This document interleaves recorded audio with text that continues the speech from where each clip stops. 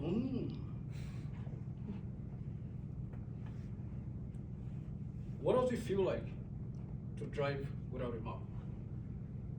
Does anybody ever thought of it like before Google Maps and Apple Maps? What do people back in the days who travel like interstate? How did they do it? Must be difficult, right? That's exactly what it feels like to have a dream without a map. And the title of my speech is A Dream Without a Map.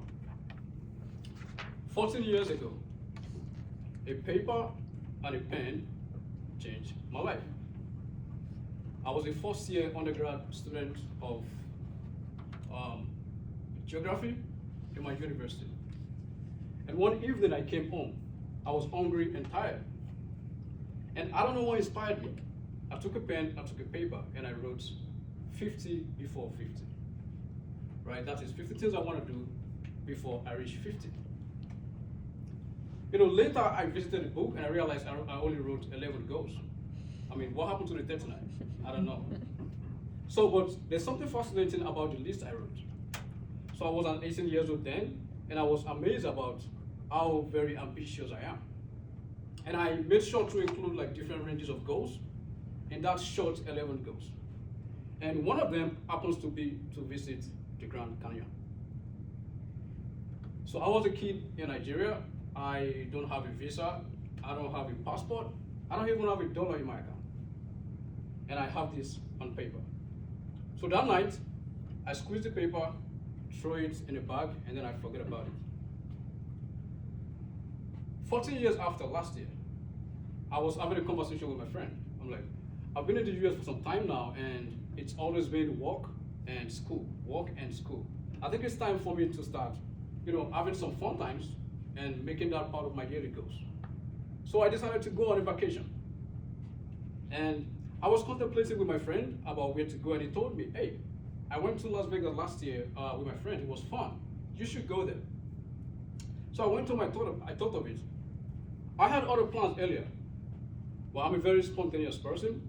So I decided to switch my plan and then change the destination to Las Vegas.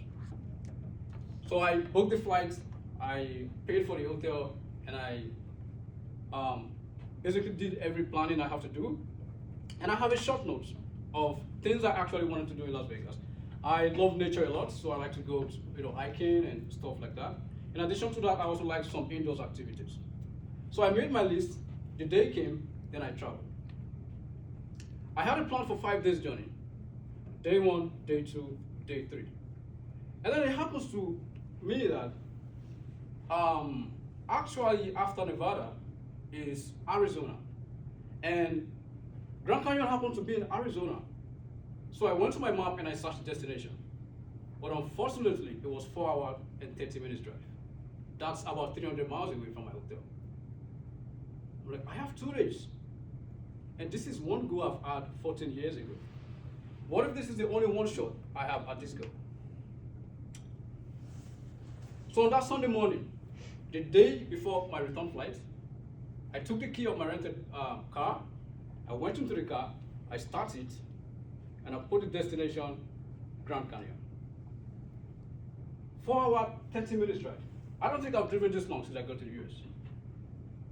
In a rented car, on a road I've never been before.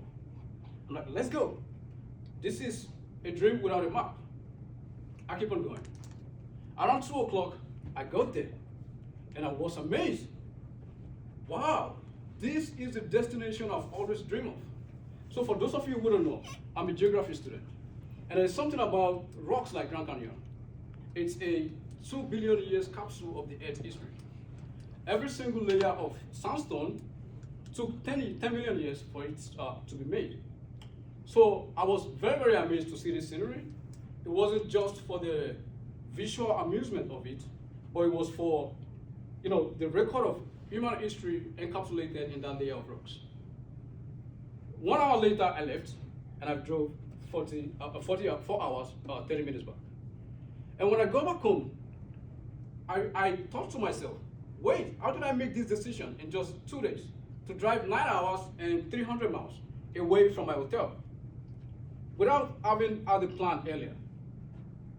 And The destination was amazing. I was able to complete all of my to-dos. And I also was able to fulfill one of the dreams that I wrote down 14 years ago without even planning it. So it was actually a dream without a map. And the realization to me was that maybe sometimes it begins with a pen and a paper. Maybe you don't even have to know the destination. Maybe you don't need to. Maybe sometimes the world just send a friend to you who suggests that destination to you. And you just find yourself at the destination at the end of the day. So I took a lesson and I realized that when you write things down, somewhere at the background, somewhere in the subconscious rearrangement of things, it might just happen. That dream without a map can actually become a reality. Thank you.